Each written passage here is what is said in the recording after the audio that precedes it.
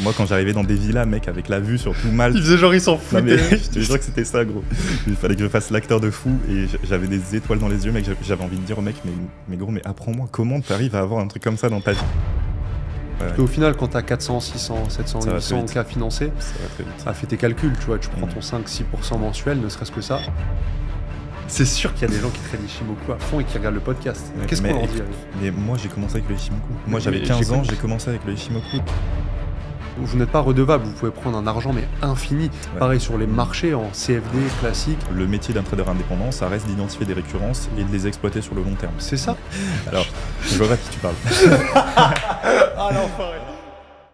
Ok, bon, du coup, déjà, enfin on se retrouve pour un format, on va dire, plus professionnel que d'habitude. Donc déjà, ça régale. Bon, du coup, on est avec Fab Forex, Gaël Sévrini, du coup, pour ceux qui ne me connaissent pas. Et on va se prendre une petite heure. Alors de base, on se connaissait depuis pas mal de temps. On s'était déjà vu pour 2-3 événements, etc. Et puis on n'avait jamais vraiment eu l'occasion de parler vraiment business ou parler trading, surtout de manière générale.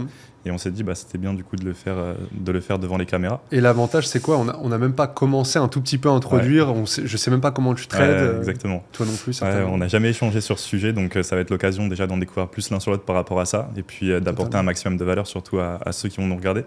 Donc commençons par le commencement. Déjà, est-ce que tu peux parler toi du coup, parce que moi, c'est la question que j'attends de te poser depuis qu'on commence le podcast, parce que du coup, on est ensemble depuis tout à l'heure. Okay. Comment toi, tu trades? De manière générale, comment tu vois le trading? Et du coup, quel style de trading tu trades sur les marchés et tout ça? Dis-moi un peu plus. Ouais, carrément. Alors déjà, pour me présenter, ça fait 9 ans que j'ai commencé le trading de mon côté. Donc mon prénom, c'est Fabrice. Ouais, ça fait 9 ans. Alors après, il y a eu des moments de creux, tu vois. J'ai commencé, j'étais encore au lycée, J'étais encore au lycée, j'étais sur le point d'aller en BTS. Et c'est pas super bien passé, comme tout le monde. J'épargne les détails, mais j'ai fait beaucoup de conneries. Et au bout d'un moment, je me suis dit... j'entendais tout le temps parler, tu vois, du plan de trading. Mais à ce moment-là, toi, t'es borné. Tu te dis, bon, je vois pas trop ce que c'est qu'un plan de trading et j'ai pas envie de mettre de structure dessus parce que fast money, je veux faire de l'argent rapidement, quoi. Et j'avais pas cette maturité-là. Puis en fait, de fil en aiguille, j'ai compris qu'il en fallait un. Je me suis formé. J'ai commencé à avoir du résultat. J'ai aidé des potes. Et puis après, au fur et à mesure du temps, c'est comme ça que j'ai trouvé vraiment cet amour pour les marchés et cette pédagogie, tu vois, toujours aujourd'hui. Donc moi, ma vision... tu veux qu'on aille direct dans le technique et que je dise un petit peu ça ou... Écoute, déjà, je trouve ça bien là, que tu m'en dises un peu plus. Toi, dis-nous qui tu es, toi aussi. Écoute, moi, ça fait pareil, ça va faire bientôt 8 ans que j'ai commencé le trading. Alors, pour le coup, je pense qu'il y a jamais eu de période de down. Dès que j'ai découvert le trading, de base, c'était la classique, comment devenir riche, machin. Tu découvres l'investissement trading.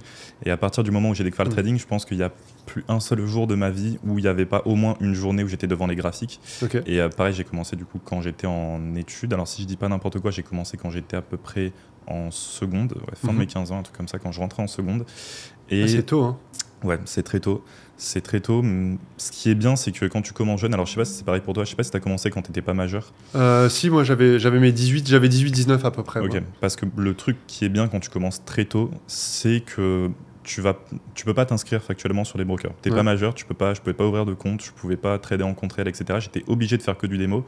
Et donc il y a eu 3 ans, jusqu'à mes 18 ans, jusqu'à la fin de mon lycée, où j'étais obligé de me former. J'avais que ça à faire. Je pouvais pas aller en compte live dans tous les cas. Donc ça, c'est une des bonnes choses quand tu commences jeune.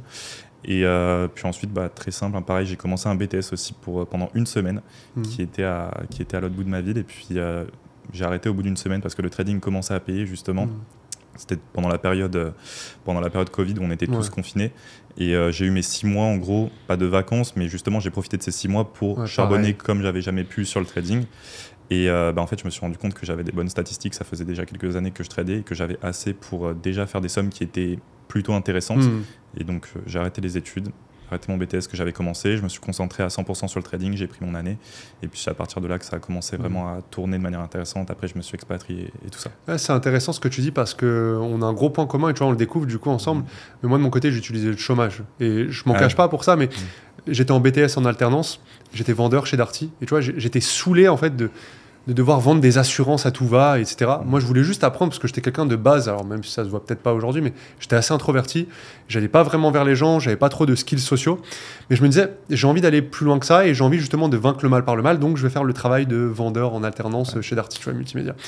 Et en fait, j'étais juste saoulé parce que j'avais tout le temps mon manager, tu vois, qui me tapotait sur l'épaule et qui me disait bon, fais-lui l'assurance, allez acheter un iPhone, allez hop, maintenant l'assurance à la caisse, etc. Et je me sentais juste pas à ma place. Et je pense que la plupart des gens qui regardent ce podcast-là, et toi y compris, il y a forcément eu un moment de déclic. Mais qu'est-ce que je fous là, quoi, tu vois. C'est ça. Et j'ai utilisé le chômage à ce moment-là. Étrangement, tu vois, mon entourage était vraiment claqué. Il n'y en a aucun qui voulait entreprendre. Je me rappelle, il y avait un jeu qui était sorti à ce moment-là. C'était Red Dead Redemption. Je ne sais pas si c'était un peu un gamer ou pas. Ouais, beaucoup. T'as été. Et donc, il venait de sortir à ce moment-là. Je m'en souviens comme si c'était hier. Et tout le monde, c'était paquet de chips, Red Dead Redemption jusqu'à 4h du bar, fumer des joints, faire que des soirées, rien de plus, et se mettre au chômage. Il y avait vraiment beaucoup de mes potes qui étaient au chômage de l'époque. Moi, je me suis dit, mais attends, mais c'est pas ça, moi, que je veux faire, tu vois. Et les marchés, de fil en aiguille, pareil, je gagnais quelques centaines d'euros. Et au fur et à mesure du temps, ça commence à payer. Et tu as senti l'incohérence du coup avec les personnes qui t'entouraient. Moi, c'était exactement pareil. J'avais personne dans mon entourage. Et d'ailleurs, c'est assez drôle quand je prends le recul maintenant aujourd'hui. C'est que tu regardes les gens par rapport à comment ils ont évolué par quand on était au lycée. En fait, tu te rends compte que les choses n'ont pas vraiment changé. Et moi, c'était pareil en l'occurrence dans mon entourage. Dans mes souvenirs, j'avais littéralement personne qui était dans l'entrepreneuriat. Et c'est vrai qu'au début, tu te sens vraiment incompris parce que... T'es d'où de France, toi, de base? De base, je suis de Bordeaux. Ok. De base, je suis de Bordeaux, dans une petite ville qui est à côté de Bordeaux. Maintenant, à l'époque, on avait déménagé et tout ça. Mais de base, là, tout ce que je te raconte, ça s'est passé à Bordeaux. Et alors, quand moi, j'ai commencé le trading, de base, j'avais personne dans mon entourage qui était vraiment dans ce domaine, encore moins dans l'entrepreneuriat. Et au début, t'en parles à personne, tu te sens pas compris parce qu'évidemment personne dans ton entourage ne fait du trading, etc. Et par contre là, ce qui est bien, c'est que quand ça a vraiment commencé à payer, moi je suis parti m'expatrier à Malte et puis à partir de là, en fait, je voulais quitter, comme tu dis, j'en avais marre que tous les jours soient vraiment les mêmes. Vraiment tout le temps c'est la même chose, tu vois tout le temps les mêmes personnes, etc. Ça prend jamais à partir de l'avant et puis évoluer, créer ses business, etc. Parler d'entrepreneuriat. Et quand je suis parti à Malte, justement parce que quand j'ai fait ma première année justement où j'ai arrêté mes études et je me suis concentré uniquement sur le trading, c'est là que ça a commencé à bien marcher. Et quand j'avais commencé, t'as pas le choix. Oui, en fait tu te mets face au mur, tu te mets dos au mur concrètement. C'est pas la meilleure chose qu'on peut conseiller. Alors on conseille pas, personnellement, je conseille pas de quitter ses études. Voilà. Pareil. C'est important de le faire au bon moment en fait. C'est important de le faire quand tu commences à avoir déjà des performances qui sont intéressantes, moi en l'occurrence. Et qui tiennent. Ouais, exactement. De les avoir testées au moins sur plusieurs mois, de savoir que tu as des performances qui sont concrètes et que tu vas pouvoir évoluer sur le long terme. Mais je sais que quand j'ai quitté mes études, je savais déjà que ça faisait plusieurs années, que j'avais des résultats qui commençaient à être cohérents par rapport à ce que je recherchais, que c'était pertinent de prendre mon année maintenant et de dire ok, comme tu dis, tu te mets face au mur, soit ça marche et let's go, soit tu reprends les études, tu reprends un travail, peu importe, mais au moins tu n'auras jamais le regret de te dire que tu n'as pas essayé. Ça, je pense que c'est vraiment le plus important. Puis ensuite, dès que ça a marché, let's go. Il y a toujours des situations plus inconfortables. J'ai envie de dire, la France, on va pas ouvrir ce débat-là, mais malgré le fait qu'il y a plein d'incohérences dans l'État, malgré le fait qu'il y ait plein de choses qui nous déplaisent quand j'y vivais, parce qu'on est tous les deux expatriés maintenant, mais malgré tout, je sais comment ça se passe. J'ai ma famille qui est en France encore, etc. Malgré tout, on a aussi, tu vois, des avantages. Et je pense que dans la vie, de manière générale, tu vois, c'est peut-être un peu plus mindset spirituel, ce que je veux dire, mais on a toujours deux visions, tu vois, de la vie à avoir. Et moi, je voyais le chômage comme, ok, je vais l'utiliser à bon escient, tu vois, parce que j'y contribue, je paye toutes mes taxes et tout ce qu'il faut en parallèle. Par contre, tu vois, encore une fois, ça a été une question de timing au bout d'un moment de me barrer. Moi, personnellement, quand j'ai dépassé un certain montant, je me suis dit, je donne 60% ou alors je reste là et je me tais et je suis dans un pays où je ressens qu'il y a quelques incohérences. Alors attention, j'irai jamais cracher sur la France. Moi, de mon côté, tu vois, beaucoup d'entrepreneurs aujourd'hui crachent, mais la France apporte énormément de belles choses. Bien sûr. Notamment, tu vois, le chômage, je ne l'ai pas utilisé comme un truc pour glander, mais plutôt comme, ok, je suis chez ma mère, j'ai 3-4 000 euros de côté, j'ai une compétence qui commence à se développer, qu'est-ce que j'en fais, quoi ? Qu'est-ce que j'en fais concrètement ? C'est déjà ce qui est déjà une opportunité qui est incroyable. En fait, quand tu prends le recul, déjà l'opportunité de pouvoir entreprendre, de pouvoir faire ce que tu veux, c'est déjà une opportunité. On n'est pas dans un pays en guerre, on n'est pas, tu vois. Il y a beaucoup de gens qui crachent sur la France, mais on a une très très grosse chance d'être né ici. Et donc du coup, tu quittes tes études à partir de combien de temps tu quittes ton travail ou tu arrêtes le chômage en tout cas pour te mettre à temps plein dans le trading. Et ça faisait combien de temps déjà que tu faisais du trading ? Ça faisait à peu près 2-3 ans approximativement, quelque chose comme ça. J'ai eu mon contrat, du coup, mon travail, ça a duré à peu près 2 ans, du coup, le temps de mon alternance. J'ai pas eu mon diplôme, j'étais genre à 30 points, je crois qu'il y avait 360 points, et j'étais à 30 points de l'avoir, et il y avait une espèce de, pas un rattrapage, mais en quelque sorte, où je pouvais revenir en année sabbatique ou autre, et l'avoir. Et je m'en rappelle encore comme si c'était hier. Il y a un de mes profs principaux qui vient me voir d'ailleurs sur mon ancien lieu de boulot à Darty qui me dit faut vraiment que tu le repasses, faut vraiment que tu laisses diplôme, etc. Je lui dis je vois pas l'intérêt, genre refaire une année comme ça, no way, tu vois. Et au bout d'un moment, je pense que n'importe quelle situation, quand tu veux atteindre même pas l'excellence, juste la liberté, parce que pour beaucoup, la liberté, c'est quelque chose qui est là. Mais en réalité, maintenant, tu vois, quand on a commencé, toi comme moi, on n'avait pas les propres firmes, par exemple. Il n'y avait pas les propres firmes. Aujourd'hui, vous avez un levier, les gars, mais je ne sais pas si vous vous rendez compte, moi, j'aurais rêvé qu'il y ait les propres firmes à l'époque. En l'occurrence, j'ai de belles anecdotes. Bon, on verra si on les raconte ici ou dans le podcast. Vas-y, pourquoi pas. Alors, quand il n'y avait pas les propres firmes, parce que c'est un vrai sujet là que tu mets sur la table, c'est vrai que de base, quand tu commençais en trading, tu avais ton capital, et tu scalais ton capital, tu n'avais pas une solution A ou une solution B. C'est vraiment, tu mettais ton argent sur un broker et c'est toi qui scalais ton propre compte. Mais ce qui en soi est bien. Moi, c'est bien, mais on va dire que c'est vrai que par contre, tu avais vraiment zéro levier. Aujourd'hui, les propres firmes sont vraiment des leviers qui sont incroyables pour moi. D'ailleurs, on en parlera un peu plus en détail après. Mais en l'occurrence, moi, je me souviens que quand j'étais à Malte, justement, l'une des premières choses, je te le disais dans la voiture, que j'ai faites, c'est que je voulais monter mon fonds spéculatif et que je voulais encore monter mon fonds spéculatif. Et à l'époque, je pensais que le vrai challenge, ça allait être de trouver des investisseurs ou des gens qui seraient prêts à poser vraiment beaucoup avec des fonds pour lesquels tu pourrais investir. Encore plus évidemment quand tu as 19-20 ans. Mais bon, j'avais des bonnes performances et j'avais vraiment monté un vrai dossier, etc. avec mes performances sur les années passées, ce que j'avais déjà fait, tout ça. Et j'avais quand même des performances solides et une certaine crédibilité, tu vois, c'était factuel.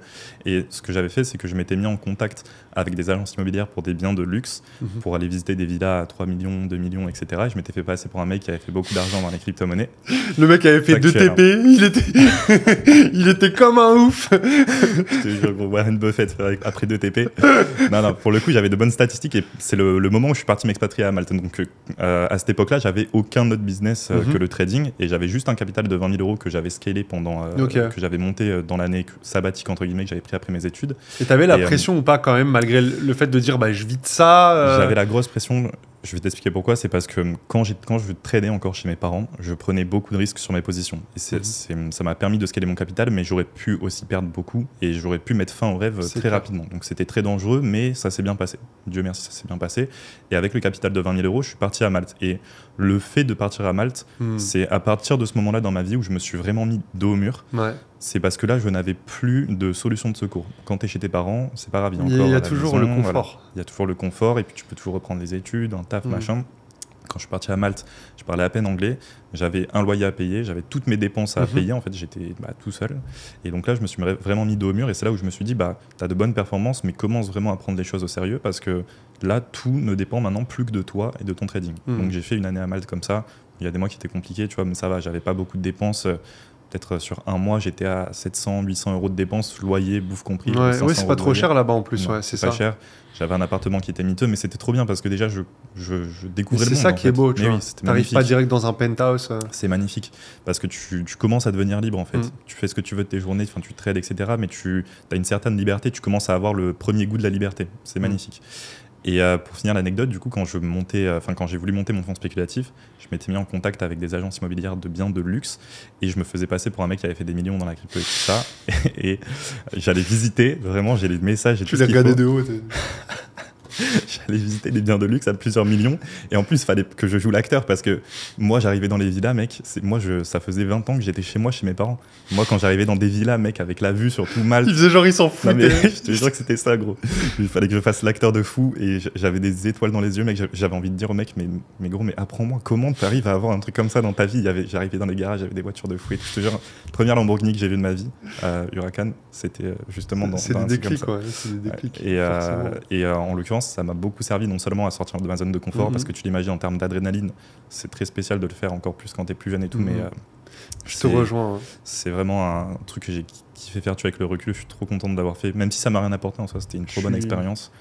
Et ça m'a mis bien parce que ça m'a mis en contact, mon agent immobilier m'a mis en contact avec plusieurs personnes, dont des fiscalistes qui m'ont jamais servi, mais surtout des personnes qui étaient à Malte et qui avaient déjà une évolution dans le business, j'étais level 1, ils étaient déjà level 100, tu vois. Ça aide. Et moi, en l'occurrence, je voulais les démarcher pour les intégrer du coup dans mon fonds spéculatif en tant qu'investisseur et j'ai eu l'occasion quand même de pitcher à une personne, en l'occurrence la personne dont je te disais qui était le gérant de la plus grosse boîte de Malte qui mettait en relation les influenceurs et les casinos, donc ceux qui font de l'e-gaming.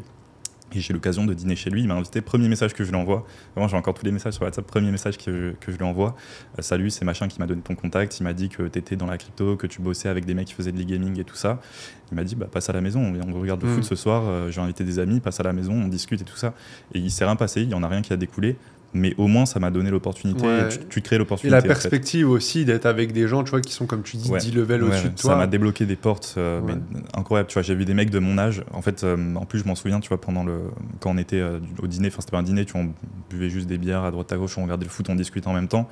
Et il avait fait venir des amis à lui, et ils avaient mon âge. Et les mecs revenaient de Dubaï. Mais je me dis, en fait, tu vois, ça m'a ouvert des portes. Je me dis, putain, les mecs, ils reviennent de Dubaï, ils ont leur propre business, ils font des millions de chiffres d'affaires par an, je sais pas combien. Et toi, tu vois ça, t'es resté 20 ans chez toi, t'arrives dans un nouveau pays, tu vois des mecs comme ça qui voyagent, qui font des chiffres de fou, etc. Et ça te débloque un nombre de portes dans ton cerveau qui sont magnifiques. Et ça touche justement à faire 100 fois plus que ce que t'aurais fait si jamais tu t'étais pas ouvert à tout ce qu'il y a autour de toi, quoi. Moi, je suis fervent, tu vois, je fais partie de l'école des personnes qui pensent qu'il faut se mettre dos au mur. Et en fait, citez-moi une personne aujourd'hui qui va finir libre, qui va réussir financièrement, mais qui n'aura pas une once de stress. C'est impossible. On est obligé. Alors après, bien sûr, on réagit différemment par rapport à ce stress-là. Mais pour moi, c'est indispensable. On doit avoir des moments où on se met dos au mur. Alors, il y a des personnes qui ont besoin d'être un minimum confortable pour pouvoir accélérer, tu vois, que ce soit dans des business, dans le trading, dans l'e-commerce, dans le sport, dans tout ce que vous voulez. Mais je pense qu'il y a toujours quand même ce dos au mur à avoir. Moi, tu vois, pareil, quand j'étais chez ma mère, je stagnais. En fait, je stagnais parce que j'étais confortable avec ce que je retirais dans mon trading chaque mois. C'est pas là-bas où je serais allé chercher, tu vois, des gros fonds en propre firme et des gros retraits, mes plus gros payouts de l'époque, etc. C'était pas possible, en fait. C'était juste incompatible. Et d'ailleurs, c'est intéressant parce que ça me permet de rebondir aussi sur une anecdote que j'ai eue avec mon ex-beau-père. Justement, c'était allé jusqu'aux pleurs, l'embrouille. Je me rappelle même plus d'où ça avait commencé. Mais la conclusion, ça a été, mais en fait, tu deviendras jamais personne. En tout cas, jamais la personne que tu as envie de devenir tant que tu resteras le cul dans ta chambre chez ta mère, tu vois. Parce que c'était facile, en fait. C'était facile. J'avais mon étage pour moi, etc. C'est super confortable. C'est génial. Tu veux emmener une meuf, tu peux parce que c'est comme si tu as ton appart à toi. Tu as à manger, tu as tout, en fait. Tu vois, tu te dis, mais pourquoi? Et je sais que là, c'est peut-être un extrême pour ceux qui vont nous regarder, qui sont peut-être un peu plus avancés dans la vie que moi, je l'étais à ce moment-là. Mais on est tous dans un confort. On est tous, même nous, à notre échelle, si on stagne, moi, tu vois, actuellement, je sais que je stagne sur certains aspects de ma vie, sportif, etc. C'est parce que je suis dans un certain confort. Il va falloir le quitter tôt ou tard, tu vois. Que ça soit, même, tu vois, j'aime bien courir, par exemple, j'ai toujours pas fait la distance que je m'étais promis, tu vois, le semi-marathon. Mais pourquoi? Parce qu'à chaque fois que je cours, il y a aucun moment dans ma tête où je me dis, et parce que je traîne pas avec des gens qui font des semi-marathons. C'est con, mais c'est toujours, en fait, le même constat qui est présent. C'est l'entourage, les actions, ton paradigme, les perspectives que tu as par rapport à tout ça, tu vois. Ouais, l'entourage, très important. Très, très important. Et oui, du coup, pour reparler du sujet des propres firmes. Je savais. Ouais, pour revenir sur le sujet, parce que de base, c'est pour ça que on s'était un peu écarté. Et effectivement, gros levier. Et puis de base, à l'époque, je pense pas qu'il y avait beaucoup de gens qui faisaient ça, mais tu étais obligé de faire des folies si tu voulais te faire financer ou alors obtenir plus de capital. En réalité, ouais. Moi, je prenais des très gros risques. Je prenais beaucoup de risques aussi. Ouais, je prenais du 6-8%, ça m'arrivait sur certains trades. Je le dis pas avec fierté, et c'est vrai que j'en parle pas énormément, parce que oui, mais ça fait partie du... certains vont se dire, il a fait all-in à ce moment, donc je fais la même. Mais par contre, j'étais sûr de moi. C'est-à-dire que j'étais prêt à les perdre. Et je pouvais, ça m'arrivait de faire des drawdowns. De toute façon, quoi qu'il en soit. À moins 30% de mon capital à la semaine. Peu importe ton business, j'ai l'impression que quoi qu'il en soit, il y a toujours un moment donné où tu es obligé de prendre du risque, d'une manière ou d'une autre. Alors, pareil, c'est pas forcément ce que je conseillerais, même pas du tout ce que je conseillerais. Surtout en trading. Aujourd'hui, oui, surtout en trading, mais surtout qu'aujourd'hui, justement, il y a des leviers qui permettent, comme les prop firms, qui permettent de pas se mettre autant dans le risque que ça. Et en l'occurrence, justement, tu vois, les prop firms sont une très très bonne réponse à ce que pour nous à l'époque. Ouais, totalement. Si on suit la courbe, moi de mon côté, ça a été fonds propres, me prouver que j'en suis capable, maintenir, pouvoir vivre avec ce capital-là. En plus, c'est marrant parce que j'étais à peu près sur les mêmes montants de ton capital à l'époque que tu avais à Malte, approximativement dans les 25-22 000, avec du plus gros risque, bien évidemment. Donc, il y a eu cette partie-là, stagnation pendant plusieurs mois, reprise de perspective. Les prop firms sont arrivés comme la cerise sur le gâteau. Toi, tu t'es mis sur les prop firms, du coup. Ouais. J'ai eu jusque 600K financés. J'arrivais jamais à garder les comptes longtemps. Par contre, ça je le dis en toute transparence, j'ai jamais réussi à garder des comptes, genre jamais plus de 3-4 mois. Jamais. Mais je savais que j'avais la compétence. Et après, retrait, fonds propres, et maintenant que fonds propres. Écoute, c'est drôle que tu dises ça parce que pour moi, même encore aujourd'hui, tu vois, sur le long terme, j'arrive pas à tenir mes propres firmes. J'ai un style de trading, parce que moi j'ai toujours tradé en compte propre, ça fait que très récemment en fait que je me suis mis aux propres firmes. J'ai toujours été en compte propre parce que du coup avec le temps, tu sais, je te parlais de ce qui se passait à Malte, c'était il y a des années, avec le temps j'ai aussi scalé mon capital, j'ai ajouté des fonds de par les investissements que j'ai fait et tout ça. Et j'ai toujours tradé en compte propre. je fais grossir mon capital et tout ça. Et j'ai toujours eu un peu de mal avec les prop firms, mais je m'y étais jamais vraiment intéressé parce que j'avais pas l'impression d'en avoir besoin. Et aujourd'hui, quand je me suis lancé en tout cas sur les premières prop firms que j'ai faites, j'ai jamais réussi à les tenir sur le long terme. Et dans tous les cas, pour moi, les prop firms, ça reste un levier temporaire. Pour moi, c'est, je connais pas, je sais pas si c'est le cas pour toi, mais personnellement, je connais pas beaucoup de gens qui sont rentables uniquement en faisant des prop firms. Ah si, j'en connais. Je pense que c'est un style de trading qui est vraiment différent. Ça se compte sur les doigts d'une main. Ouais, ok, ça m'étonne pas. Mais pour moi, c'est un levier en fait qui va te permettre justement de faire grossir ton capital sur un compte live. Donc ça veut dire prendre un compte en prop firm, passer le challenge et ensuite faire tes premiers payouts, tes premiers trades, etc. Mais ne pas espérer de vivre du trading grâce aux prop firms uniquement. Il faut quand même garder en tête que le business model des prop firms, c'est de te mettre dans un environnement qui n'est pas tradable et qui n'est pas tenable sur le long terme. Leur but, c'est vraiment de te compliquer un maximum la tâche parce que elles, derrière, leur business, c'est aussi de prendre leurs bénéfices sur les challenges que tu vas payer. Donc je me vois mal déjà évoluer sur le long terme dans un environnement où les personnes avec qui je travaille, ils souhaitent pas que... Voilà, tu vois, exactement. Les brokers, ils s'en foutent, ils prennent leur commission sur le long terme. Plus tu restes, plus ça les arrange. Donc, tu vois, je me vois beaucoup plus rester sur les brokers déjà, ne serait-ce que pour l'environnement. Et dans tous les cas, les gens avec qui je travaille, que ce soit les élèves que j'accompagne, etc., c'est ce que je leur conseille aussi, c'est de se servir du levier du prop firm, mais sur le côté de monter un fonds propre. On est d'accord, team fonds propre à 200%.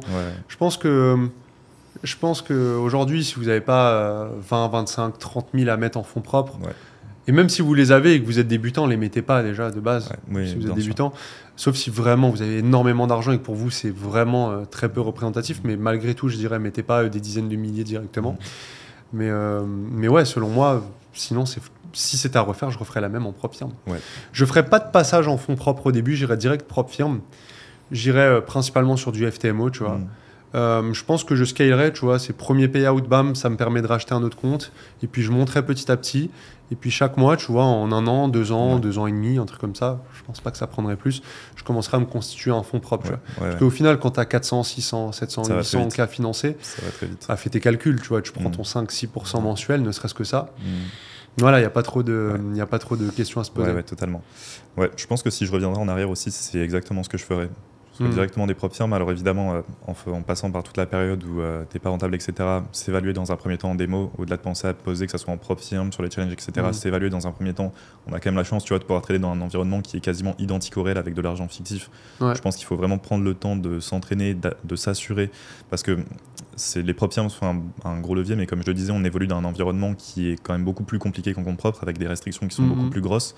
Donc si déjà t'es pas rentable en compte propre, surtout qu'il y a des prop firms qui rajoutent d'autres règles, etc. Donc faut faire attention à ça. Si déjà t'es pas rentable en compte propre ou t'es beaucoup plus libre, tu peux pas imaginer être rentable en prop firm. Mais il y a beaucoup de gens qui veulent sauter les étapes. Donc, je pense que le premier step, évidemment, ça serait d'être rentable en démo dans un premier temps avec de l'argent fictif. Je pense qu'une chose que je ferais, ça serait que je poserais un petit capital sur un compte live, pas beaucoup, tu vois, 100, 500 euros. Pour t'habituer à réfléchir en pourcent, quoi. Déjà pour prendre en compte vraiment l'environnement du réel, avec les vrais spreads, les commissions et tout ça, parce qu'en démo tu les as pas. Et tu vois, malgré tout, moi je sais que justement quand j'étais à la fin de mon année à Malte, j'ai découvert que mon broker prenait les commissions, et c'était pas affiché dans mon historique de trading.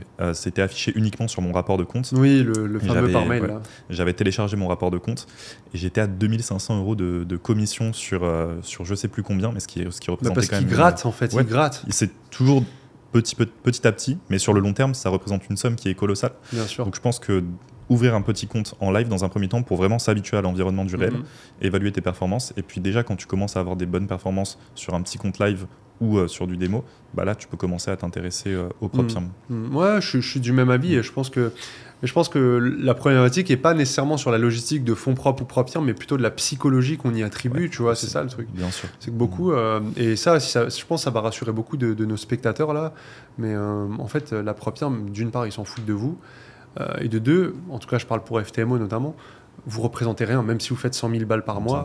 Nous, on s'assoit à cette table-là, on peut prendre 400K, mais littéralement, on peut prendre 400K là ce mois-ci, chacun un par tête sous FTMO.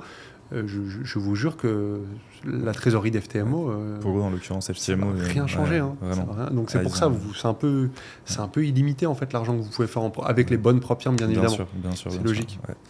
FTMO, valeur sûre, la plus grosse, tu penses qu'il tourne à combien, la FTMO par mois, par an? Je sais pas, mais je pense que j'ai cru comprendre qu'ils étaient valorisés à hauteur de milliards. Hein. Ah ouais? Ouais, c'est ce que j'ai cru entendre. Ouais. Putain, c'est fou. À peu près une capitalisation qui est c'est estimée en milliards. Si ce n'est plusieurs milliards, je sais pas, mais quand tu regardes le leaderboard des payouts journaliers, t'as déjà regardé un peu? Non. Tu sais qu'ils font un tableau des top payouts de la journée. Ouais, Mais regarde, ok. tous les jours, il y a des mecs qui font à une journée. Alors après, le risque qu'ils ont, il est discutable et peut-être qu'ils vont pas le maintenir, mais ils font tu sais, des jours. Il y a tous les jours des gens qui font 30, 60, 100 000, 120 000, 150 000. Bien sûr. Tous les jours. Par rapport aux payouts, dans tous les cas, c'est sûr qu'il n'y a rien qui les mettra en faillite maintenant. Ils sont trop, ils sont trop gros. Et même, ils font des écoles physiques, ils te donnent un salaire quand tu dépasses. Enfin, on va croire qu'on fait la promo d'FTMO, pas du tout, mais c'est pas du tout. C'est juste factuel. C'est juste la réalité, aujourd'hui, vous pouvez prendre. En fait, ne vous sentez pas. Vous n'êtes pas redevable. Vous pouvez prendre un argent, mais infini. Ouais. Pareil sur les marchés en CFD classique. Toi, t'en penses quoi, C'est vrai qu'on n'a pas prévu d'en parler, mais futur CFD, t'en penses quoi? Bah, écoute, personnellement, moi j'ai toujours tradé en CFD. J'ai beaucoup de personnes qui ont fait des futurs, etc. Donc je t'avoue que je pourrais pas t'en donner, je pourrais pas te donner beaucoup de valeur au niveau des futurs parce que moi-même je n'ai jamais tradé en futurs et j'aime pas trop parler des sujets que j'ai pas vraiment exploités. Je suis d'accord avec toi.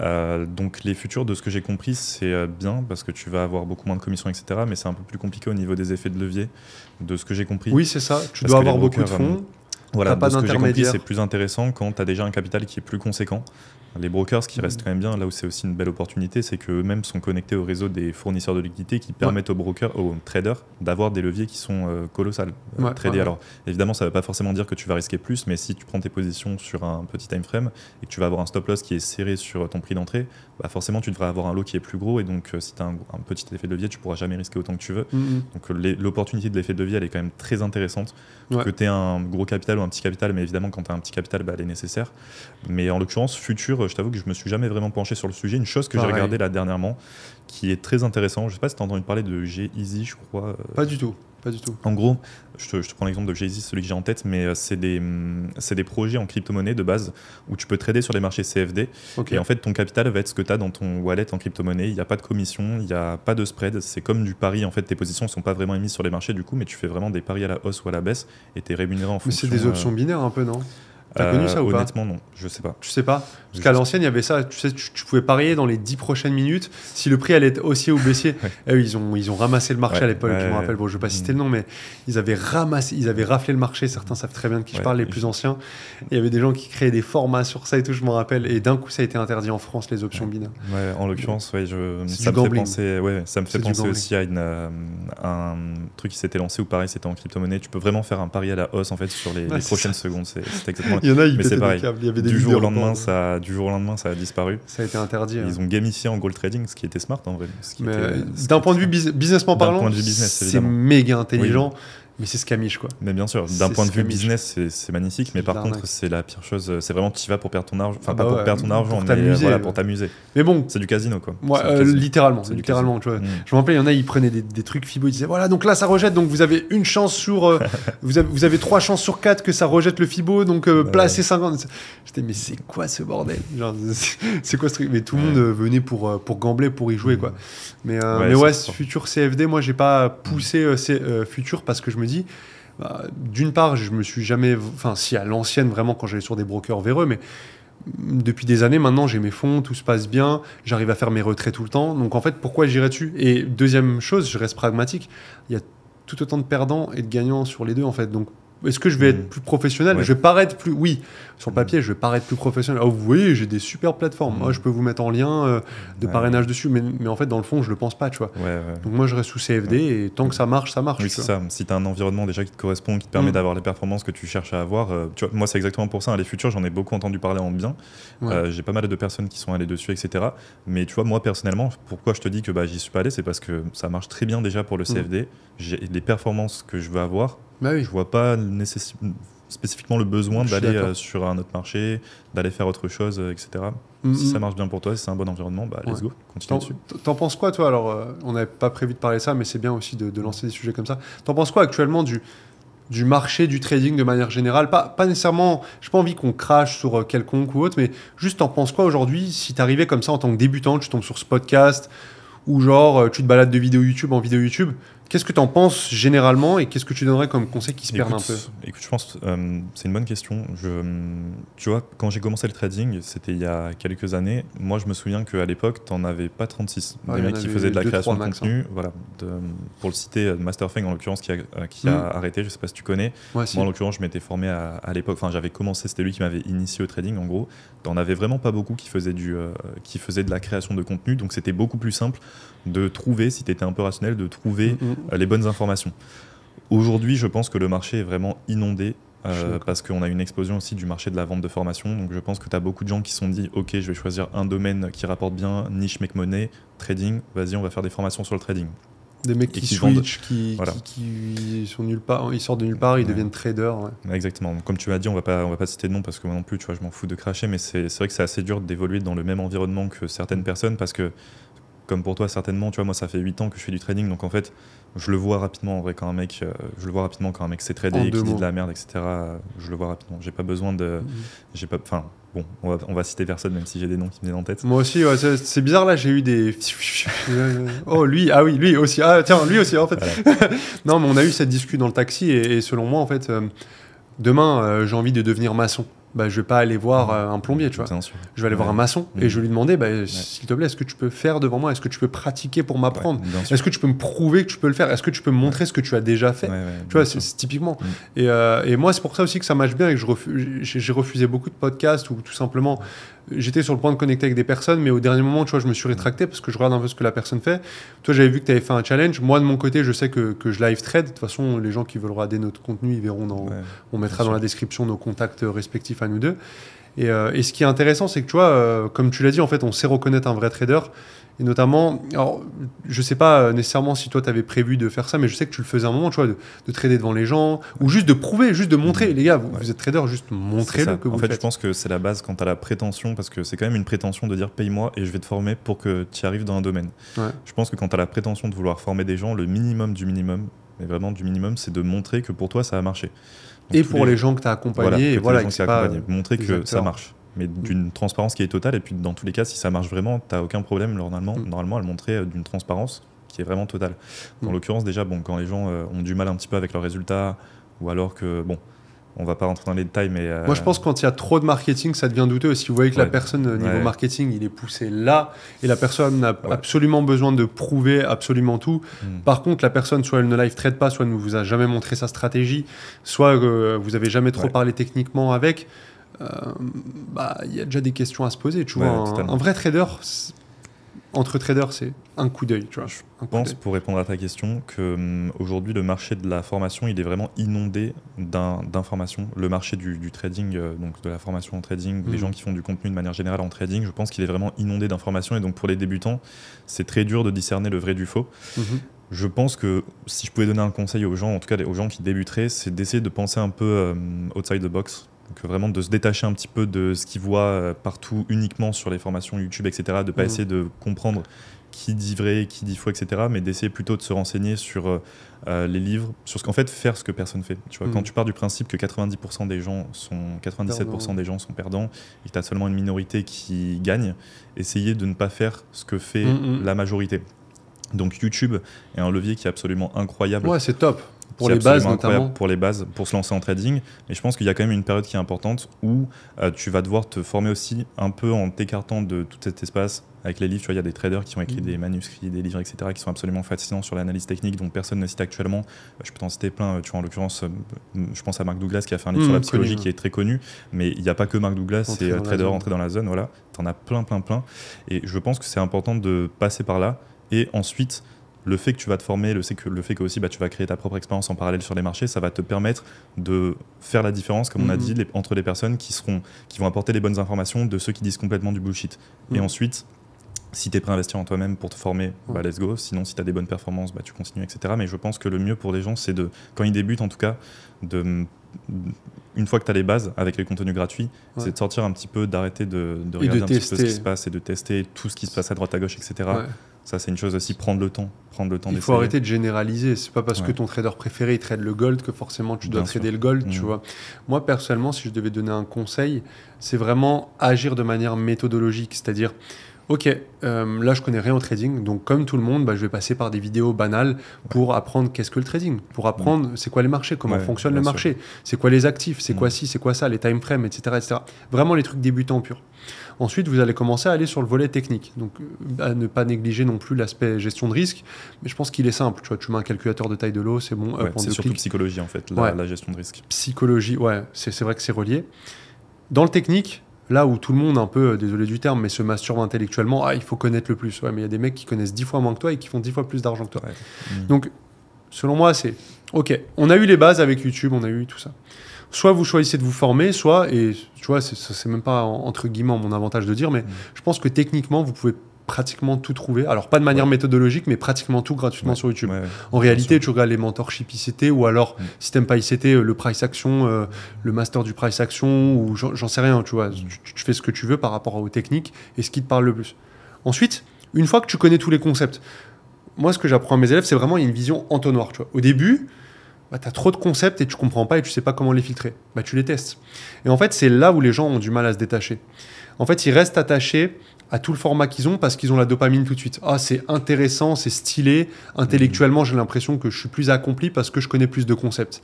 Et en fait, tu es en train de faire marche arrière. Pour moi, tu es en train de faire erreur déjà là. C'est l'un des rares domaines dans lequel trop d'informations, ça peut tuer complètement ton trading parce qu'en fait, tu vas te mettre à avoir des signaux d'achat et de vente et il n'y a rien qui sera structuré. Que je pense que c'est mieux de s'en tenir effectivement à quelque chose qui te plaît dans un premier temps, qui te semble cohérent par rapport à ce que tu as pu comprendre déjà du fonctionnement des marchés et de vraiment t'en tenir qu'à ça. Et l'erreur que font la majorité des gens, c'est qu'ils vont pas prendre le temps de tester. Il y a une très grosse majorité des gens qui veut faire de l'argent rapidement, c'est indéniable. C'est comme ça. Bon, je pense que TikTok évidemment n'a pas aidé, la création des contenus, etc. C'est aussi ce qui fait que la majorité des gens vont juste perdre. En trading, tu es obligé d'y prendre du temps. Ça va prendre du temps, peu importe dans la manière dont tu vas le faire, mais je pense que tu es obligé de tester tes performances, tu vois, sur au minimum 2-3 mois. Le problème des gens, c'est que vraiment au minimum. Mais le problème des gens, c'est qu'ils vont prendre 2 SL, ils vont partir du principe que c'est pas rentable. 100%, c'est ce que je dis tout le temps. Ça, c'est une très très grosse erreur. Parce que même moi, ou même toi, c'est sur tous les traders indépendants qu'on connaît, on a des périodes où on va enchaîner les SL dégueulasses, on va être en drawdown, et ça fait partie du jeu des probabilités en fait. Et puis après, tu passes un énorme RR et tu capitalises dessus, exactement. Et ça va... Mathématiquement, c'est bon, quoi. C'est des probabilités, tout simplement. Donc ça veut dire que si tu as 60% de chances de gagner, évidemment, il y a une autre partie aussi où tu vas pouvoir enchaîner les pertes, etc. L'essentiel, c'est de rester constant et sur le long terme, tu sais que tu vas être rentable. Donc pour ça aussi, évidemment, qu'il y a une grosse partie psychologie. Mais l'erreur que font la majorité des gens, c'est qu'ils abandonnent très rapidement. Et très rapidement, ils partent du principe. Alors, on va en parler aussi, si jamais, du backtesting, on n'en a pas parlé. Carrément. En plus, c'est marrant, j'allais y venir sur la suite de tout ça. Ouais, parce qu'il y a beaucoup de gens qui font du backtesting et justement, je voulais ton avis par rapport à ça. Est-ce que tu as un conseil à donner aux gens qui sont rentables? Parce qu'il y a beaucoup de gens qui sont rentables en backtesting. Je dis prendre le temps de se former, mais c'est parce qu'il y a une grosse nuance entre prendre le temps d'évaluer ses performances et le faire rapidement avec le backtesting. Parce que moi, au début, ça a été mon cas. Beaucoup de gens aussi que j'ai pu former ou que j'ai connus dans le trading qui sont rentables avec le backtesting, mais quand c'est en compte live ou en compte réel, et je pense que c'est le cas potentiellement aussi pour beaucoup de gens qui nous regardent, là, les performances mecs performent sont plus, quand c'est l'entraînement, mais quand c'est le match, ça bégaye. Est-ce que toi, tu auras un conseil à donner carrément. Aux gens Totalement. Alors, je vais reprendre déjà le schéma. Déjà, première chose importante, je pense que c'est pas de leur faute, les personnes qui font l'erreur de, du surplus d'infos, je voulais rebondir dessus. Pourquoi ? Parce qu'en fait, c'est un cerveau scolaire. On nous apprend, en fait, surtout en France, on nous apprend que plus tu as un niveau d'études, plus t'es compétent, t'es censé en tout cas être compétent. Théoriquement, c'est ça. Même si vous dites non, mais je sais que c'est pas vrai, mais votre inconscient vous lance ça. Parce que moi, depuis petit, ma mère voulait que je fasse soit avocat, soit des études très poussées, minimum bac plus 6, etc. Mais si on va vraiment au sens même des études longues, ça signifie plus de connaissances. Parce que plus de connaissances égale plus de compétences. Oui, dans la majorité des domaines, c'est totalement vrai. Mais ça, c'est un cerveau scolaire. Et en trading, vous voulez la liberté. Quand on veut la liberté, comme tu as dit, outside the box, en dehors de la boîte, on doit réfléchir différemment. Donc, comme j'étais en train de l'expliquer, moi j'aime beaucoup les cartes mentales, vous le remarquerez, mais tu vois, au début, il y a vraiment l'amas de « Ok, je me perds un peu sur YouTube avec tous les concepts, toutes les bases, etc. Génial. » Et là vient le backtesting. Et en fait, le backtesting, c'est quoi concrètement pour ceux qui connaissent moins ? C'est théoriquement voir dans le passé est-ce que la stratégie aurait fonctionné. Il y a plusieurs outils. Moi, je sais qu'à l'époque, il n'y avait pas FX Replay, mais je crois que ça marche très très bien, FX Replay. Je ne sais pas si toi, tu as... tu avais le replay de TradingView. Le aussi, replay de TradingView numéro 1. Mais sinon, à l'ancienne, quand tu n'avais pas l'argent à mettre dans les abonnements, ça y allait à la main, quoi. Ça y allait à la mano, tu reculais dans le graphique et ensuite, tu cachais. décalais, voilà, exactement. Ouais, on a connu les mêmes techniques de Broky, Et du coup... Et du coup, ce qui se passe, c'est que le backtesting, pour moi, pour qu'il soit efficace, en fait, il y a une grosse catégorie backtesting, donc trader théorique, et exécution. Et pour moi, le meilleur backtesting, parce que le problème en backtesting, c'est que tu peux backtester 50 fois ton setup en 1 heure, et de l'autre côté, tu te retrouves sur les marchés et tu te fais, on se fait chier en fait. Et du coup, tu n'as pas cette dopa de voir ton setup se faire. Et en ce moment, je le mets beaucoup d'ailleurs en avant dans mon contenu, sur mes shorts, sur tout ce que tu veux, je leur dis. Et je le dis aussi, surtout sur mes lives, c'est, les gars, le vrai trading, désolé de vous dire, il est ennuyant as fuck. Ouais. Mais le vrai trader, les gars, c'est pas sexy. Alors, nous, on arrive un peu à le faire avec un peu de divertissement ou autre.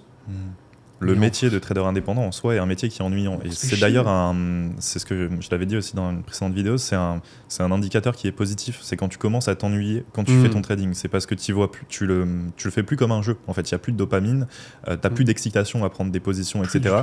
Mais c'est un bon signe. Ça veut dire que justement, tu commences à le prendre au sérieux comme un métier. Et effectivement, des fois, ça va être très long. Tu vas juste t'ennuyer. Mais moi, en soi, je trouve que c'est une grosse opportunité aussi. Il y a quoi de sexy à regarder des bougies qui bougent pendant 3 heures? Totalement. Moi, je pense que c'est une bonne, je pense que c'est une bonne opportunité, personnellement. Parce que ça te laisse aussi sur le côté monter de nouveaux business. Tu vois. De monter de nouveaux business, de faire d'autres choses à côté ou de pratiquer un sport, etc. Ça te laisse beaucoup de temps sur le côté. Donc, je pense que c'est plus une opportunité finalement que juste le métier de trader indépendant. C'est un métier qui est ennuyant parce que c'est un métier qui est lucratif, qui peut rapporter vraiment beaucoup.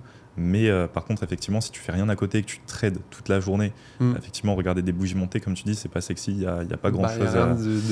En vrai, en plus, le pire, c'est pas ça. C'est que c'est pas lié à de l'interprétation. C'est lié à un plan qui est entre guillemets mécanique. C'est-à-dire, moi personnellement, je travaille que dans mes zones d'intérêt. C'est indispensable. Je dois avoir mon biais directionnel qui est présent et je dois avoir ma pattern. Oh bah super, il y a le biais, il y a ma zone d'intérêt, mais il y a pas la pattern. Ah bah je me fais chier à attendre la pattern. Des fois, ça dure 1 heure, 1 heure et demie, 2 heures. C'est ennuyant, les gars. Moi, en fonction de mes premières confirmations, il y a des journées où je sais que dès le matin, je sais que je vais pas avoir une journée où je vais trader. Je sais que j'aurai pas de. Alors moi, je fais uniquement du price action. Moi, je t'avoue que je suis pas spécifiquement un fan de tout ce qui est SMC, ICT, etc. Mais je pense que c'est parce que je suis un peu un puriste. Je suis un peu un rageux.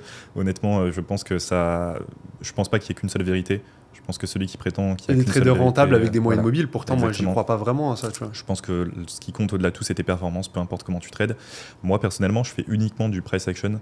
Je fais du day trading, donc on va dire qu'en gros c'est un peu un mélange entre guillemets entre scalping et long terme, où je vais prendre le plus gros de mes indices pour ma stratégie sur les hauts time frame, parce que pour moi c'est ce qui va être vraiment le plus important et ce qui va apporter le plus de probabilité à mes positions, de par le fonctionnement du marché. Je vais pas rentrer dans les détails, mais ensuite je vais venir affiner par contre avec une analyse qui est sur les low time frame. Mais tu fais enfin moi ça me rend curieux malgré tout. Si ça te dérange pas, bien sûr. Mais moi je te dis tout. C'est genre quoi? Est-ce que c'est des pullbacks sur des supports résistance? Non. Alors pour t'en parler un peu plus concrètement, moi je vais faire, comme je te l'ai dit, une première analyse sur les hauts time frame. Pour moi, le plus important dans mon analyse, ça va être de cerner, parce que tu sais, les institutions financières, elles n'agissent qu'en fonction des zones de prix. Alors, je le précise quand même, moi j'ai peut-être un mauvais réflexe de toujours essayer de comprendre ce que je fais. C'est pour ça que j'ai beaucoup de connaissances sur le fonctionnement du marché en lui-même, de comprendre ce qui se passe derrière les graphiques. Fondamental, tu veux dire, ou pas nécessairement? Non, pas nécessairement fondamentalement, surtout sur le fonctionnement des institutions. Tu vois, le graphique, concrètement, c'est une retranscription des agissements des market makers ou des institutions financières, que ce soit des banques, des hedge funds, des gouvernements, de par leurs actions sur les marchés des devises. Donc, quand ils vont acheter, vendre en fonction des zones de prix, etc. Donc, moi, j'accorde un gros point d'importance à essayer de comprendre fondamentalement, mais pas fondamentalement. Oui, pas avec le macro, micro ou autre. Exactement. À comprendre comment ça fonctionne. Mais je conçois aussi que le métier d'un trader indépendant, ça reste d'identifier des récurrences et de les exploiter sur le long terme. C'est ça. Donc, je suis prêt à... Enfin, tu vois, il y a des traders qui sont rentables et qui vont pas autant pousser que moi sur le fonctionnement des marchés. Ils ont quand même de meilleures performances que moi, donc c'est pas forcément une obligation. Mais moi, je fonctionne beaucoup en fonction des zones de prix, en fonction de comment les institutions elles-mêmes travaillent, si tu veux, sur les marchés, parce que le principe même de ma stratégie, ça va être de suivre en gros le courant qu'elles vont émettre en fait concrètement. Ça va être vraiment de me placer dans le sens des institutions. Tu vois, moi, je vais pas essayer comme l'a vendu aussi pendant longtemps le modèle du SMC, d'aller vraiment chercher le retournement au pied près pour avoir le meilleur associé profit possible. Moi, je vais toujours me placer dans le sens des institutions, et le plus gros de mon analyse va se baser sur la compréhension des zones de prix justement qui les intéressent, pour voir où est-ce que le prix est le plus susceptible de se retourner. Et métier trader indépendant, des fois tu vas prendre des TP, des fois tu vas prendre des SL. Ce qui compte, c'est que sur le long terme, tu sois rentable. J'ai un modèle qui est rentable, donc tant qu'il me donne les performances que je souhaite sur le long terme, ça me satisfait. Intéressant, ça me permet aussi de rebondir. J'ai une question et j'ai pas mal de choses à dire là-dessus. Parce que l'autre jour, j'ai mis un sondage sur un de mes lives et c'était presque 50-50. le fondamental, c'est-à-dire la connaissance macro-micro, indispensable pour faire de l'argent au trading ou pas? Non, pour moi, pas indispensable. Bah oui. On va dire que tu n'es pas obligé de suivre les news pour forcément d'être calé sur le fondamental pour être rentable sur le long terme. Moi-même, tu vois, dans ma stratégie, alors j'ai une connaissance dans le fondamental, mais moi-même, je l'implique très très peu dans ma stratégie. Tu pourrais faire ça ou pas? Je pourrais faire ça. Je pourrais faire ça. Ça, on va dire qu'il y a ça. Ça me permet d'avoir des meilleures performances, mais je pourrais totalement faire sans. Et je pense être à peu près sûr du fait que tu peux faire sans. Ouais, tu peux totalement faire sans. Tu peux être rentable sur le long terme en faisant sans. J'étais en train d'essayer de réfléchir à voir si je connais des traders. Ça a été la propagande de l'homme masqué là qui nous a fait. Alors, je vois pas de qui tu parles. Ah l'enfoiré. Non, pour ma défense, j'en connais 2 qui sont masqués, donc j'ai un petit avis, mais en l'occurrence. Le principal, c'est lui, il a fait la propagande comme. Non, plus sérieusement, bon. Gaël ne veut pas être dans ce sujet-là, mais moi en tout cas, j'assume publiquement. Juste pour te le dire, moi je suis très très peu ce qui se passe dans le marché de la formation en France. Non mais pour de vrai, tu vois, je connais les plus gros noms, je connais à droite à gauche, etc. Mais je regarde vraiment jamais des contenus des gens sur le marché français, même US en vrai. En fait, encore une fois, tu vois, moi j'ai les performances, comme tu dis, on n'a pas besoin j'ai plus besoin d'informations en fait. J'ai les performances que je vois sur le long terme, mais j'ai plus besoin d'aller apprendre de la valeur ou de voir ce que les autres font, etc. Mais moi c'est parce que cette personne-là, quand j'étais encore en apprentissage, était à son prime, à son top. Et en fait, si tu veux, il mettait en avant qu'il fallait absolument. En gros, sa manière, son marketing, c'était attirer les gens en disant que tous ceux qui font pas de fonda, en gros, ils font de la merde, et que SMCICT ou Price Action, ça vaut rien, c'est de la merde. Mais par contre, si tu as une connaissance du biais fondamental, t'es bon. Et en fait, je pense que peut-être ça paraît fou ce que je veux dire, mais c'est juste une confluence pour moi, le fonda. Parce qu'au final, perso, moi, le biais directionnel, c'est-à-dire voir en gros, en high time frame, entre guillemets, je dis entre guillemets parce que pour moi le H1, M30, H4 c'est du high time frame. Certains vont dire non, c'est daily weekly. Vous voyez à quel point les points peuvent converger. Ce qui est important, comme tu l'as dit, c'est la récurrence, tu vois. Moi personnellement, on va prendre l'exemple du gold, ok? On va prendre l'exemple du gold où on a eu énormément d'éléments qui ont été défavorables récemment pour le gold. Je parle notamment, là on est en fin d'année du coup de 2025, sur les 3-4 derniers mois, depuis la montée explosive du gold. Oui, il y a eu un aspect fonda, mais moi, je m'en contrefous de si c'est Trump qui a parlé des taux avec la Chine ou autre. Oui, je suis au courant. Mais ça me fait terriblement, désolé du terme, mais ça me fait terriblement chier de lire des articles à longueur de journée et de voir qu'est-ce qui se passe et quels updates il y a eu. Moi, ce que je regarde, c'est qu'est-ce qui se passe sur ma time frame. Est-ce que statistiquement, en suivant de l'achat, j'ai plus de raisons, j'ai plus de statistiques de mon côté. Et encore un autre exemple. L'autre jour, il y a eu une renégociation qui a été faite, qui a été vue extrêmement positive pour le dollar cette fois-ci. Qu'est-ce qui se passe pour la valeur refuge, le gold? Oui, je sais, mais j'ai pas besoin de me matraquer le cerveau à expliquer du pourquoi, du comment. Parce que quand je vais sur mon graphe, en fait, la tendance me dit ce que le biais fondamental est. Tu comprends? Donc non, j'ai pas besoin d'avoir plus de stats et je suis sûr, et je l'avance devant tout le monde, que cette vidéo fasse des dizaines ou centaines de milliers de vues, peu importe, que le fondamental et connaître l'enjeu macro-micro n'est pas indispensable pour faire de l'argent en trading. Je suis la preuve vivante, tu l'es, et la majorité des traders que j'ai interviewés, tant que ce soit des traders que je connais en perso, des élèves ou tout ce que tu veux, ou même que j'ai rencontré et que j'ai pas interviewé, un par un, j'en connais aucun qui est expert fondamental, à part une tradeuse que vous connaissez tous, certainement. Mais voilà, sinon, je connais personne qui est expert fonda. Ouais, je pense que c'est nécessaire quand tu fais du long terme. En swing, je pense que c'est indispensable. Je pense que quand tu fais du long terme, c'est nécessaire, mais en daily, c'est vraiment pas obligatoire. Tu trades quoi, toi, d'ailleurs? Quelle paire, comme marché? Alors moi je fais uniquement le forex, je trade aussi sur le marché des crypto-monnaies en parallèle, mais on va dire que mon focus principal ça reste et ça a toujours été le forex. Donc les paires majeures, je trade une vingtaine de paires mineures et je trade aussi le gold. Il y a beaucoup de gens qui disent que c'est vraiment beaucoup de paires. Mais en l'occurrence, au début, j'ai commencé qu'avec les paires majeures. Donc, cette paire majeure, j'ai commencé avec les principales, celles qui avaient le plus de liquidité, celles où tu prenais le moins de frais, qui étaient le plus fluide, ou celles où j'allais aussi avoir le plus d'opportunités et qui me donnent encore aujourd'hui le plus d'opportunités. Mais en fait, petit à petit, évidemment, plus tu acquiers de l'expérience, plus ça devient simple pour toi.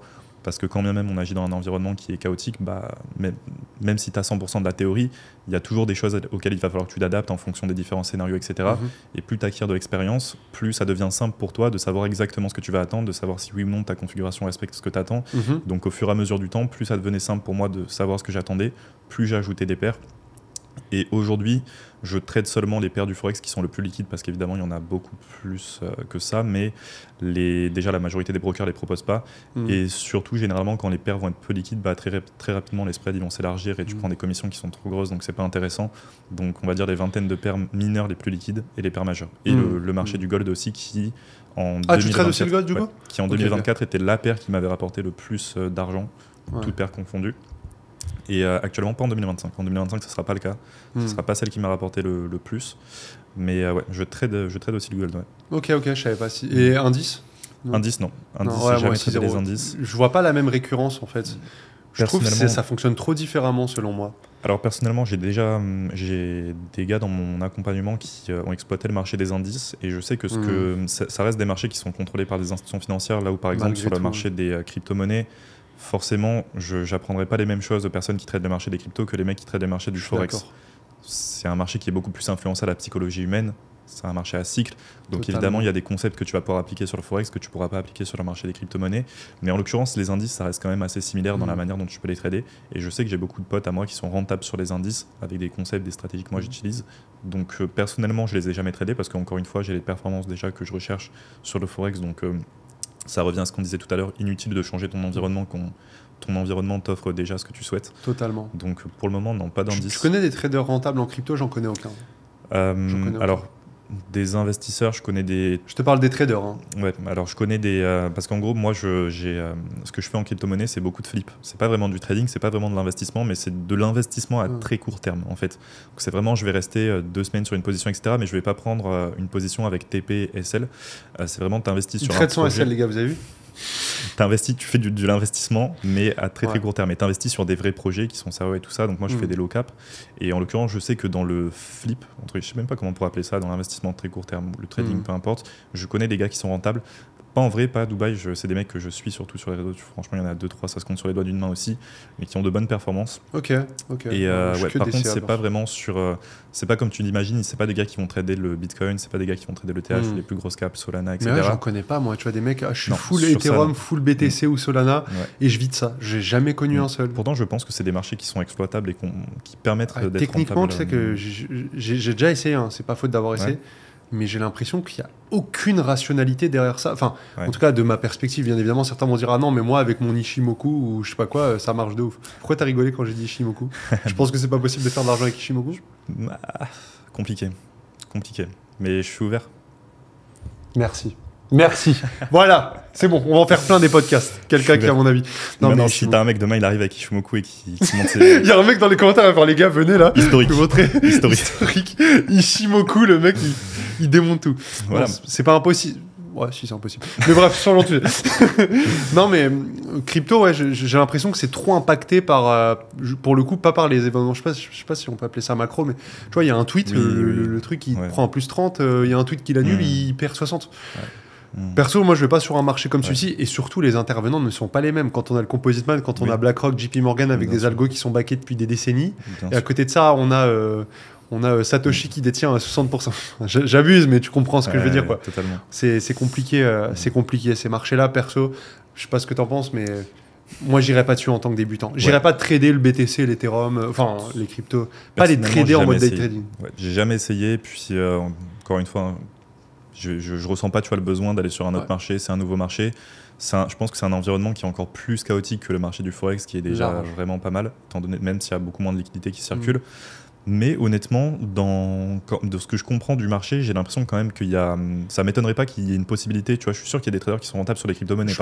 Contrairement à l'Ishimoku, en crypto-monnaie, je suis sûr qu'il y a des traders qui sont rentables avec. Ishimoku, j'y mettrais pas ma main à couper. Crypto-monnaie, je suis quand même. Tu sais que moi, je connais ça, je connais le truc Chikou qui joue et tout. Tu sais, je pensais, ouais, là, il y a le plat, là, ça y est, là, ça agit comme un aimant.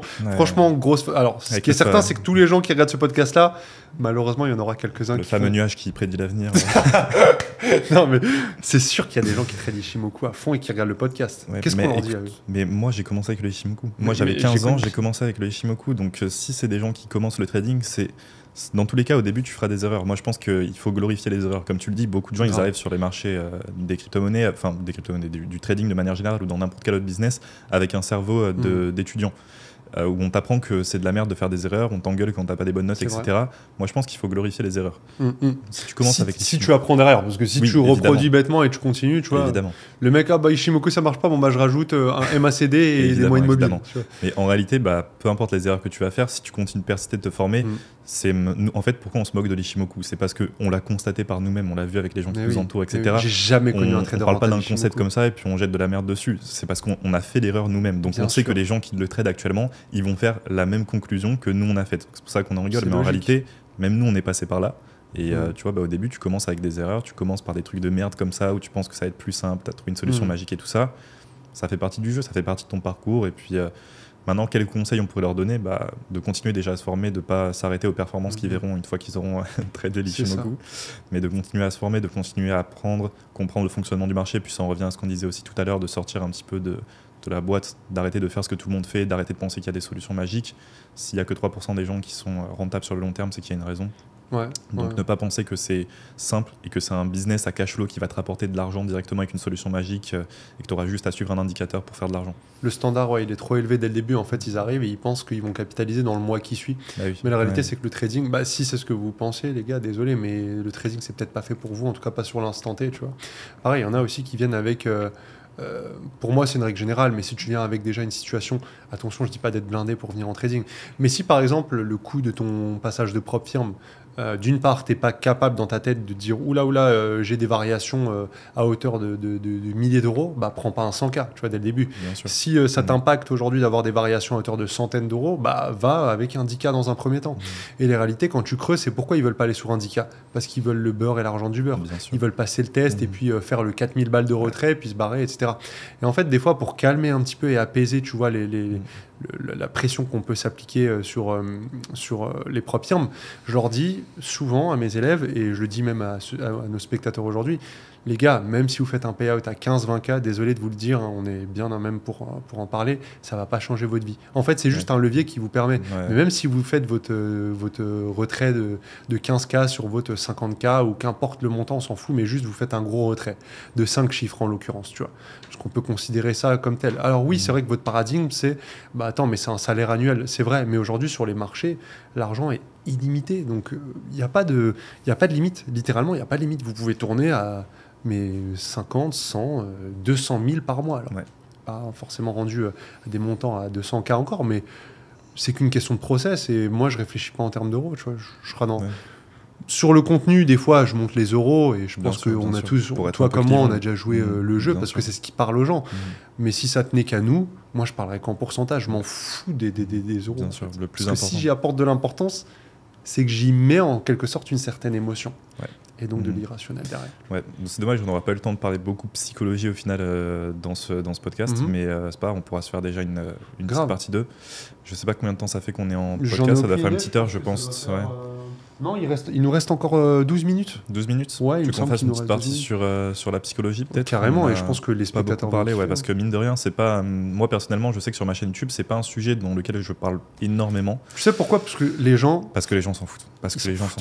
C'est vrai, c'est terrible, mais pourtant, tout ce qu'on a dit dans cette vidéo, encore une fois, on n'en a pas beaucoup parlé, mais il y a une énorme partie psychologie aussi, dû au fait que, tu vois, par exemple, moi, je connais beaucoup de gens qui ont les capacités d'être rentables, d'être trader indépendant ou d'avoir des performances qui vont leur permettre de faire déjà quelques payouts, quelques retraits, etc. Mais la psychologie derrière ne suit pas, ils vont cramer des comptes, etc. Et c'est pour ça que c'est intéressant ce que tu disais vis-à-vis des 100K et des 10K. C'est que je pense qu'il y a beaucoup de gens qui seraient susceptibles de faire plus d'argent avec des plus petits comptes que s'ils cherchaient directement à investir sur des comptes 200, 400, 600K, etc. Parce que au-delà de tout ce qu'on a dit, ça te met une pression aussi psychologique. Bien sûr. Alors, évidemment, encore moins quand ça commence à devenir habituel, évidemment tu t'y habitues. Mais quand tu es au début et que ça revient aussi à ce qu'on disait vis-à-vis des propres firmes, nous on a commencé avec des petits capitals, on a scalé nos propres capitals, donc on a vu le montant évoluer. Mais quand tu arrives directement sur les marchés, tu arrives directement sur les marchés avec un capital de 500 000 euros. Tu peux pas, viens, on les rassure, on leur dit, les gars, vous êtes en démo déjà. Déjà, voilà. C'est pas, la propre firme, elle est pas tarée, elle a pas mis un demi-million pour vous, tiens, vas-y, gère-les. C'est pas parce qu'il y a la petite banderole live que vous êtes sur un compte réel. En propre firme, en l'occurrence, personne n'émet ses positions sur les marchés. Ça reste du pari ça fonctionne comme le trading, en fait, de manière générale. Mais par contre, effectivement, tes positions sont pas vraiment émises sur les marchés, ça reste du fictif. C'est pas vraiment 500 000 euros qui t'appartiennent ou qui peut être retiré, etc. C'est un montant affiché. Mais par contre, tous les bénéfices que tu vas faire avec, bah, c'est des bénéfices que tu pourras vraiment retirer. Mais je pense que tout de même, quand tu as un capital de 500 euros et en étant conscient que bah, évidemment, les bénéfices que tu vas faire avec ce capital, c'est des bénéfices que tu pourras potentiellement mettre dans ta poche, ça te met quand même une pression qui est beaucoup trop grosse quand tu n'es même pas passé par le step déjà d'avoir un compte à ne serait-ce que 10K, 50K, etc. Et surtout le standard, tu vois, parce que je m'en rappelle, j'allais, tu vois, je faisais au Leclerc ou Leclerc Drive mes courses.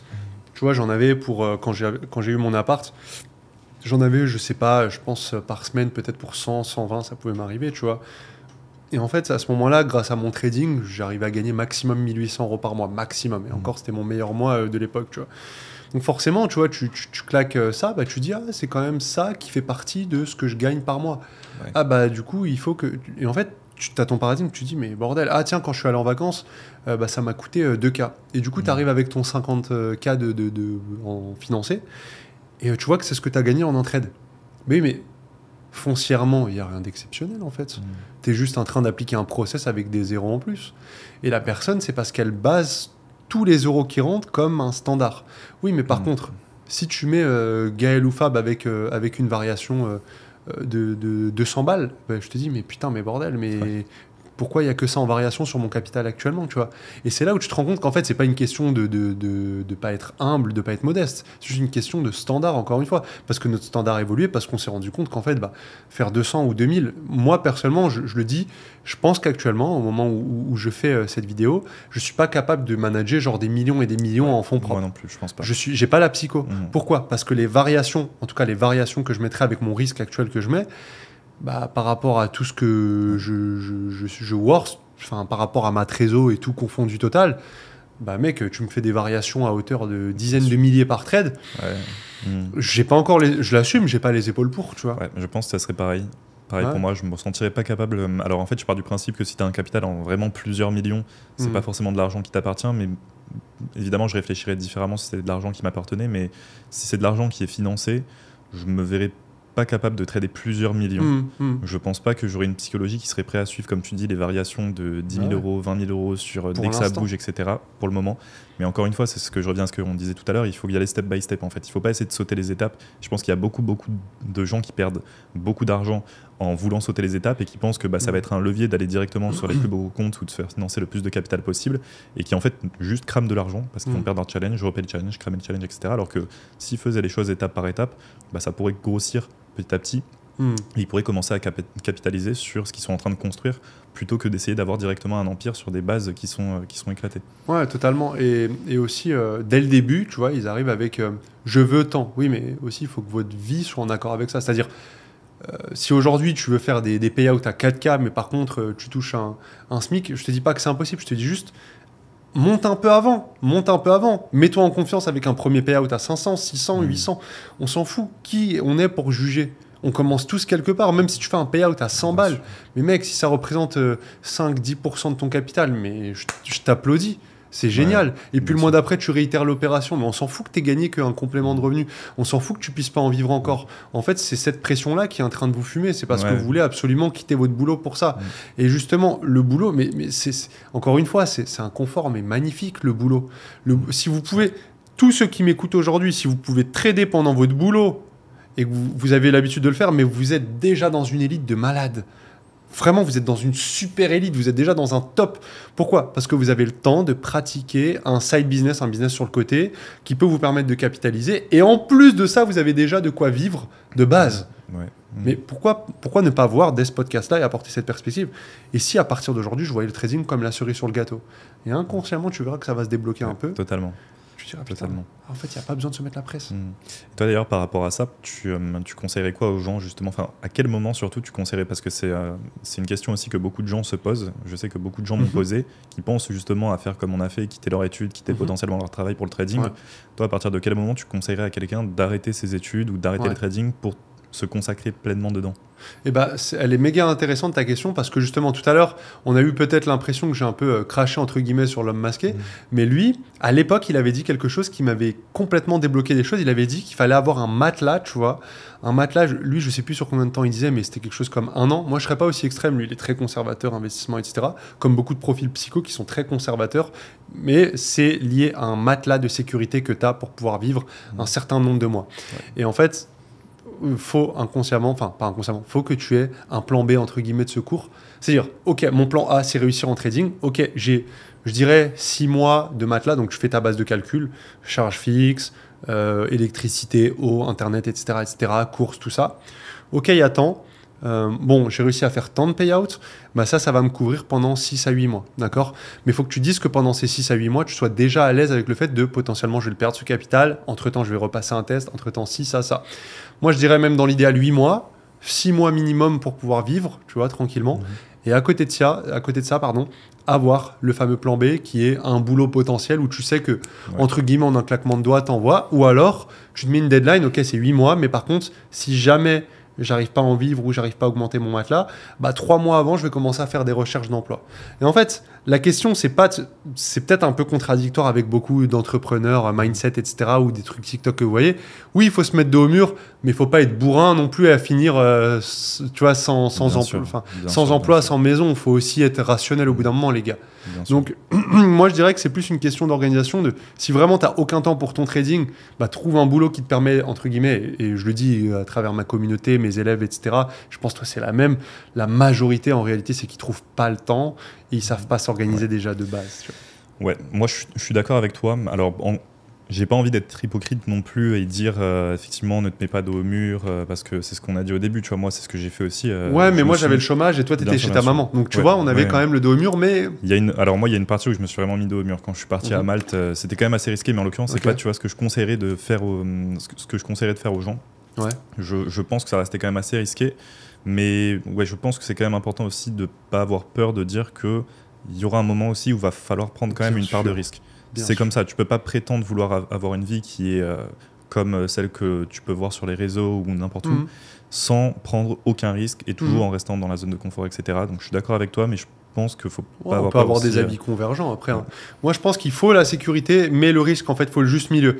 Mais tu vois, il y a des profils par exemple, ils sont all-in.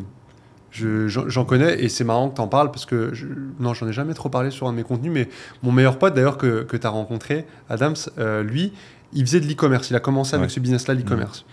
Et en fait, anecdote super drôle, on était à Malte, à Patcheville, et on sortait ce soir-là. Moi, je faisais mes premiers retraits en trading, je me sentais comme le roi du monde parce que je me dis, je voyage, je suis riche, etc. Machin, je suis trop content, alors que j'étais tout sauf riche et tout sauf libre dans le fond. Mais bref, c'était mes premiers. Je devais avoir, je sais pas, 4-5 000 balles sur mon compte bancaire, tu vois, quelque chose comme ça. Mais pour moi, c'était par rapport à ce que j'avais toujours eu, c'était beaucoup. Je me sentais libre. Et donc, mon pote, en fait, il n'osait pas me le dire, mais ça faisait 6 ou 7 boutiques en e-commerce qu'il loupait et où il faisait pas un rond. Et là, il s'est dit c'était la dernière. Et un soir, en fait, je le bassinais, je me rappelle, parce qu'il me disait qu'on allait sortir ce soir-là. Tu vois, il était 22h, 22h30, tu vois, où il allait au Footloose, la boîte en bas et tout.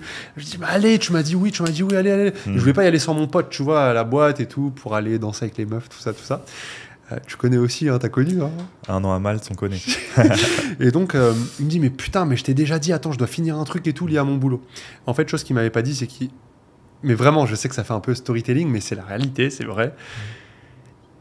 C'était ces 300 derniers euros. Et tu sais, quand tu fais de l'e-commerce, c'est du testing. Tu sais, tu lances un budget testing. Oui. Et en fait, fierté entre meilleurs amis, il n'allait pas me dire qu'il avait plus d'argent. Lui, il pensait que moi, je pesais, alors qu'en vrai, j'avais 4-5 000 sur mon compte. Et lui, c'était ses 300 derniers balles. Et il a lancé un budget testing à 150 balles. Mais après, c'était le compte, il passait déficitaire. Tu avais les frais bancaires parce que tu es en négatif, etc. Et tellement, il s'en rappelle encore, j'en suis sûr. Et tellement il s'est énervé, et tellement on s'est énervé, il a pris l'ordi. Il a jeté, il a fait, mais putain, tu me casses. Il a jeté toutes les touches du Mac, elles sont genre explosées partout. Et en fait, il me l'a avoué genre 2 piges après. Il m'a dit, mec, putain. Et attends, mais c'est pas ça le pire. Enfin, le mieux du coup, c'est que ça a été cette dernière boutique-là qui l'a rendu libre. Tu vois. Donc c'est pour ça, on le dit, ceux qui nous regardent aujourd'hui, c'est dans le trading. Il y en a, ça va être dans d'autres business peut-être. Mais lui, tu vois, ça a été, et c'est cette boutique-là, mais je sais que ça sonne un peu marketing, mais je te jure que c'est vrai, ça a été celle-là qui l'a fait exploser. Le mec est passé littéralement de zéro à réussir grâce à ça. Le paradoxe, c'est que d'un autre côté, voilà, peut-être que ça aurait jamais marché si, peut-être que ça aurait pas marché s'il serait pas mis dos au mur. Donc le risque en valait le coup, mais d'un autre côté, est-ce que c'est est-ce que c'était une décision qui était vraiment rationnelle que de se mettre autant dos au mur et autant en difficulté financière? C'est vas-y, je fais semblant, je joue le rôle, mais par contre, je fais toujours all-in, même si j'ai plus d'argent. Nous, évidemment, à Dubaï, on connaît tous ceux pour qui ça a marché, mais par contre, derrière la quantité de gens pour qui ça n'a pas marché, évidemment, je pense que d'avoir un risque, c'est bien, mais il faut que ça reste un risque. Toi, t'as connu les gens aller-retour ou quoi? Ouais, à Dubaï. J'en entends énormément parler de ça. À Dubaï, j'en ai vu plein passer et ne jamais revenir. Ouais. Putain, ça fait combien de temps que t'es à Dubaï? Moi, ça fait 2 ans. Ouais. Ça fait 2 ans. Ouais, Enfin, un petit peu moins, je dirais. Toi, ça fait combien? Bah là, ça va faire 3 mois que j'y habite vraiment, mais ça fait 3 ans que je fais des allers-retours. Ouais, je faisais déjà quelques petits allers-rets-retours, mais que j'y vis vraiment depuis 2 ans. Ouais, non, j'ai rencontré pas mal de monde qui sont venus, qui sont régalés à Dubaï et qui sont jamais revenus. Mais après, tu as plein de gens tu vois, qui viennent et qui veulent pas spécifiquement s'installer ici, mais en l'occurrence, j'ai connu vraiment le profil caricatural du mec qui va faire un peu d'argent, qui va venir tout claquer à Dubaï et qui va repartir. Classique. Et évidemment, ça existe. Tu vois en lambeau, tu le vois machin, toujours la classique. Voilà. Écoute, je pense que on va pouvoir. On a parlé de beaucoup de choses. Hein. Je pense qu'on va s'arrêter là. Il est complet le podcast. Ouais. Et puis, pourquoi pas une partie 2 du coup en fonction des retours qu'on va avoir sur le premier. C'est que en fonction de vos retours, messieurs, dames. Il faut que dans les commentaires, vous soyez chauds, etc. Par contre, on va bien mettre en avant dans la description nos 2 contacts. Donc, c'est à vous, bien sûr, après d'aller fouiller, de regarder qui on est, ce qu'on fait, etc. Après, le but, c'est pas de promouvoir quelque chose ou quoi que ce soit. Nous, on s'en fout. On s'est dit, viens, on se pose et puis voilà. Hein. Yes. Bah écoute, ça m'a régalé en tout cas de t'avoir en podcast. Et puis, on se retrouve du coup potentiellement pour la partie 2. Si vous la demandez. Ouais. Allez, ciao. Ciao.